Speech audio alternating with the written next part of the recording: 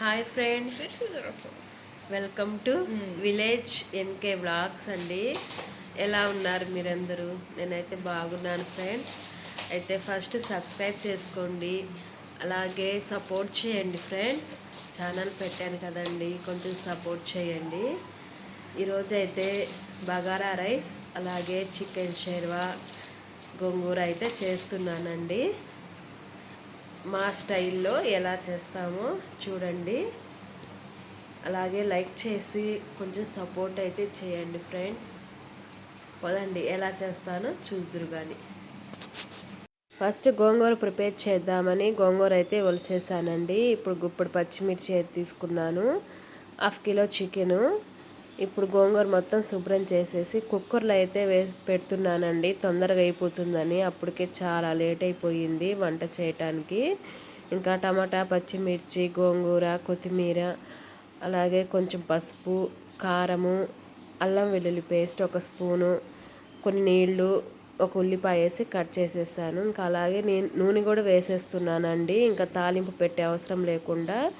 ఇంకా చూసారు కదా, గోంగూర ప్రిపేర్ అయిపోయింది. ఇప్పుడు కుండలో అయితే బగారా రైస్ చేస్తున్నాను. హాఫ్ గ్లాస్ అయితే నెయ్యి వేసుకున్నానండి, కొంచెం అయితే ఆయిల్ వేసాను. ఇంకా యాలకులు, చెక్క, లవంగా, బిర్యానీ ఆకు, ఒక ఉల్లిపాయ అయితే కట్ చేశాను సన్నగా. ఎక్కువ మసాలా ఏమి వేయనండి నేను, మీరే చూడండి నేను ఎలా చేస్తానో. ఇంకా 2 పచ్చిమిర్చి అయితే వేసాను, ఇంకా కొత్తిమీర, పుదీనా వేసేసాను. చాలా సింపుల్గా అయిపోతుందండి బగారా రైస్. ఇలాగే చేస్తుంటానండి నేను ఇంట్లో అయితే, చాలా సింపుల్గా చేసేస్తుంటాను. ఇంకా 2 టమాటాలు అయితే వేసానండి, ఇలా సన్నగా కట్ చేసి. ఇంకా అల్లం వెల్లుల్లి పేస్ట్ అయితే వేస్తున్నానండి. ఇంకా 3 స్పూన్లు అయితే అల్లం వెల్లుల్లి పేస్ట్ అయితే వేసాను. ఇంకా పచ్చి వాసన పోయేంత వరకు మసాలాలన్నీ ఫ్రై చేసుకోవాలండి. ఇప్పుడు హాఫ్ టీ స్పూన్ కారము, కసూరి మేతి వేస్తున్నానండి. చాలా బాగుంటుంది కసూరి మేతి వేస్తే బగారా రైస్లో. ఇంకా మసాలాలు ఇంకా అవసరం లేదండి, ఇవి బాగా ఫ్రై అయిన తర్వాత ఇంకా ఎసురు నీళ్ళు అయితే వేసేస్తున్నాను.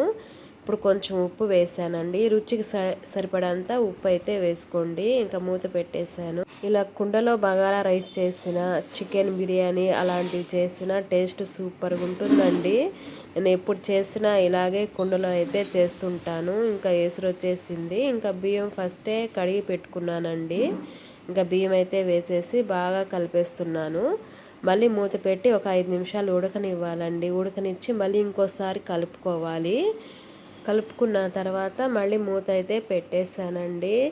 అసలు స్మెల్ అయితే సూపర్ వస్తుందండి. ఇంకంతే, చూసారు కదండి. ఇంకోసారి అన్నం అయితే తిప్పుకోవాలి. ఇంకా వేరే స్టవ్ మీద అయితే పెట్టేశానండి, అప్పటికే లేట్ అయిపోయిందని చెప్పాను కదండి. ఇంకా చికెన్ అయితే ఫస్టే శుభ్రం చేసేసాను. ఇప్పుడు అందులో కొంచెం పసుపు, ఉప్పు వేసి ఉడకనిస్తాను. చికెన్ చాలా వెరైటీ లాగా వండుకోవచ్చు అండి. నేనైతే చికెన్ షెర్వా చేస్తున్నాను. ఇప్పుడు బగారా రైస్లో చికెన్ షెర్వా చాలా బాగుంటుంది.